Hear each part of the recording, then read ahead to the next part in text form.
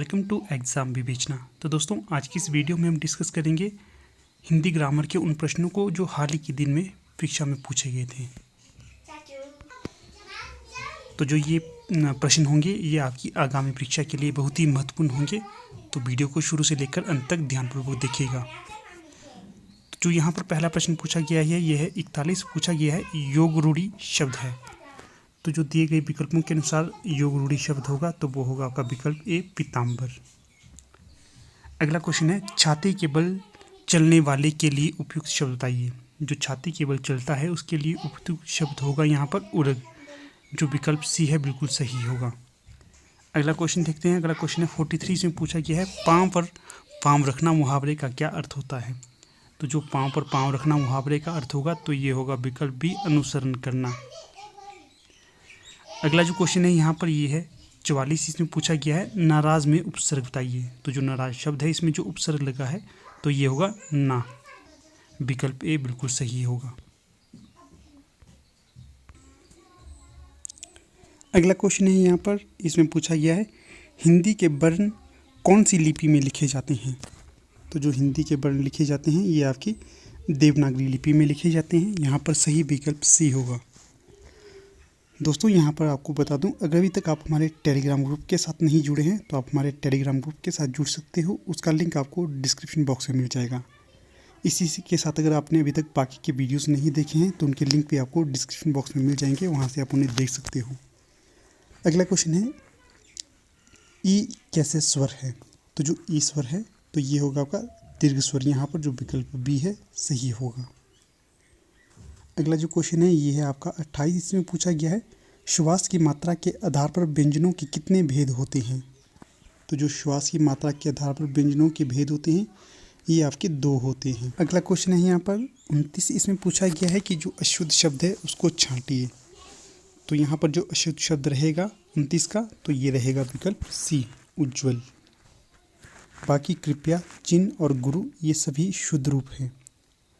अगला क्वेश्चन है निर्मल का विलोम क्या होगा। जो निर्बल का जो विलोम शब्द होगा तो ये होगा सबल। ए सही विकल्प होगा यहाँ।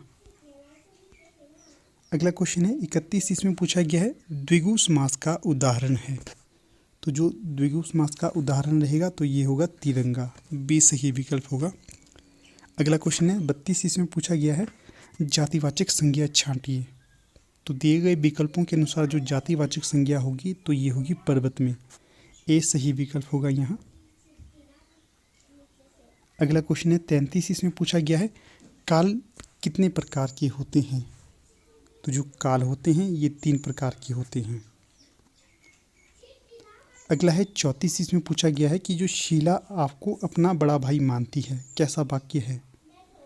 तो जो ये वाक्य होगा ये होगा सरल वाक्य। यहाँ ये सही विकल्प रहेगा। अगला क्वेश्चन है 35। इसमें पूछा गया है यमपुर पहुंचाना मुहावरे का अर्थ होता है। तो जो यमपुर पहुंचाने मुहावरे का अर्थ रहेगा तो ये होता है विकल्प डी मार डालना। अगला क्वेश्चन है 36। इसमें पूछा गया है चारों चंद्र की चंचल किरणें खेल रही थी जलथल में पंक्तियों में कौन सा अलंकार रहेगा। तो ये होगा विकल्प सी अनुप्रास अलंकार। अगला क्वेश्चन देखते हैं 40। इसमें पूछा गया है पक्षी का पर्यायवाची नहीं है। तो जो पक्षी का पर्यायवाची नहीं होगा तो ये होगा विकल्प ए मृगांक। बाकी अंडज, खग और पतंग ये तीनों ही पक्षी के पर्यायवाची शब्द होंगे। अगला जो क्वेश्चन है ये है 41। इसमें पूछा गया है पहाड़ी शब्द है जो माफ़ करना पगड़ी शब्द है। जो पगड़ी शब्द है बताना यह कि किस प्रकार का शब्द है। जो पगड़ी है यह एक देशज शब्द है। यहाँ पर विकल्प ए बिल्कुल सही होगा। अगला क्वेश्चन है 37। यहाँ पर पूछा गया है सुपरिटेंडेंट को हिंदी में क्या कहते हैं। तो ये कहते हैं अधीक्षक। अगला क्वेश्चन है 38। इसमें पूछा गया है आज्ञार्थ वाक्य छांटिए। तो जो आज्ञार्थ वाक्य होगा तो ये होगा विकल्प बी यहाँ शोर मत करो। बी सही विकल्प रहेगा यहाँ। अगला क्वेश्चन है 39। इसमें पूछा गया है शुद्ध वाक्य को छांटो। तो यहाँ पर जो शुद्ध वाक्य रहेगा तो ये होगा विकल्प डी हमने पुस्तकें नहीं लौटाई। डी सही विकल्प होगा। अगला क्वेश्चन रहेगा यहाँ पर, हिंदी शब्द किस भाषा से आया है? तो जो हिंदी शब्द आया है ये आपकी फारसी भाषा से आया है। यहाँ पर जो सही विकल्प रहेगा तो ये होगा ए, फारसी। अगला क्वेश्चन है 43, इसमें पूछा गया है संयुक्त व्यंजन कितने हैं? तो जो संयुक्त व्यंजनों की संख्या होती है ये है 4। अगला क्वेश्चन है 44, इसमें पूछा गया है थ का उच्चारण स्थान बताइए। तो जो थ वर्ण है इसका उच्चारण स्थान होगा दंत। बी सही विकल्प होगा यहाँ। अगला क्वेश्चन है यहाँ पर, द्वित्व व्यंजन का उदाहरण है। तो जो द्वित्व व्यंजन का उदाहरण रहेगा तो ये होगा विकल्प ए, पक्का। अगला क्वेश्चन है, एक या अनेक अक्षरों के मेल से जो सार्थक इकाई बनती है उसे डैश कहते हैं।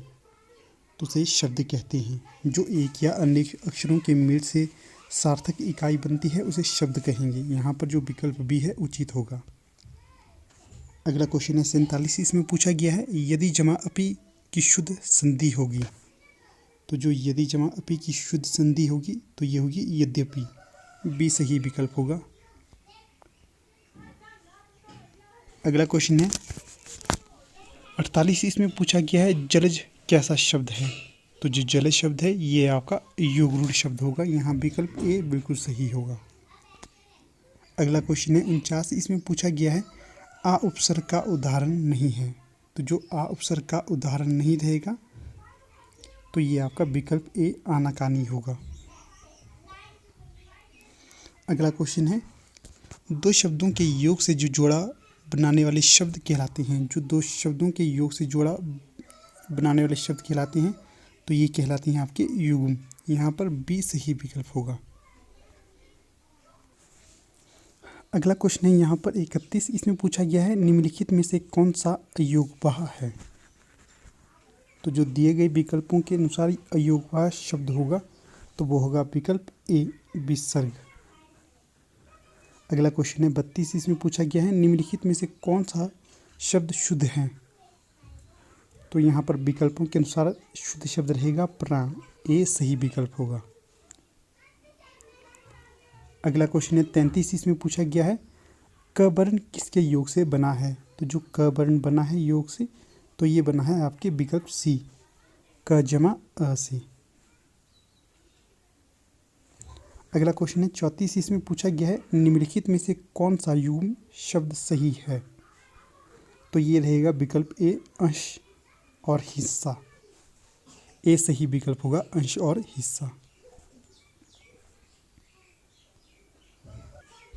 अगला क्वेश्चन है 35, इसमें पूछा गया है कि जो पतझड़ शब्द का विलोम शब्द क्या होगा? तो जो पतझड़ का विलोम होगा तो ये होगा विकल्प ए, बसंत। अगला क्वेश्चन है 36, इसमें पूछा गया है कि जो द्विगु समास है इसका उदाहरण है। तो जो द्विगु समास का उदाहरण रहेगा तो ये रहेगा विकल्प डी, त्रिभुवन। डी सही विकल्प होगा यहाँ। अगला क्वेश्चन है 37, इसमें पूछा गया है सदैव में प्रयुक्त संधि का नाम बताइए। तो जो सदैव में प्रयुक्त संधि का नाम रहेगा तो ये रहेगा आपका विकल्प बी, स्वर। बी सही विकल्प होगा दोस्तों। अगला क्वेश्चन है 38, इसमें पूछा गया है अनुवाद में प्रयुक्त उपसर्ग है। तो जो अनुवाद में प्रयुक्त उपसर्ग रहेगा तो ये होगा विकल्प डी, अनु।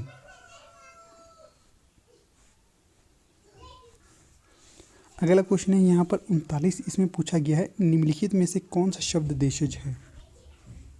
तो विकल्पों में दिए गया देशज शब्द रहेगा आपका विकल्प डी, लोटा।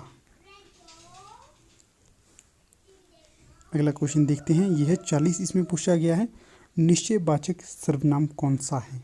तो जो निश्चयवाचक सर्वनाम रहेगा यहाँ पर तो ये होगा आपका विकल्प डी, यह।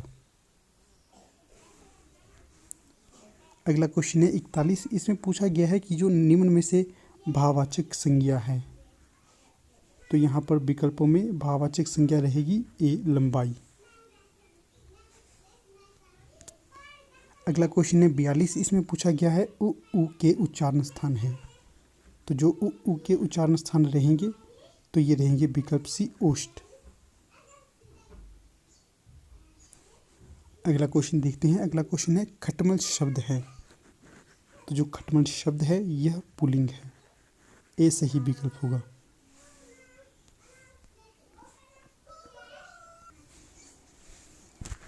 अगला क्वेश्चन है 44, इसमें पूछा गया है महात्मा में कौन सा समास है। तो जो महात्मा है इसमें जो समास रहेगा तो ये रहेगा विकल्प बी कर्मधारय। अगला क्वेश्चन है और अंतिम क्वेश्चन है महोशन की सही संधि विच्छेद होगा। तो जो महोशन शब्द है इसका सही संधि विच्छेद रहेगा आपका 45 का डी, महाजमा उषण। तो दोस्तों यहाँ पर जो हमारी वीडियो का इस प्रकार अंत हो जाता है। आप लोग हमारी वीडियो को ज़्यादा से ज़्यादा शेयर, लाइक और चैनल को सब्सक्राइब कीजिए। ठीक है, यहाँ पर वीडियो का समापन कर लेते हैं। धन्यवाद।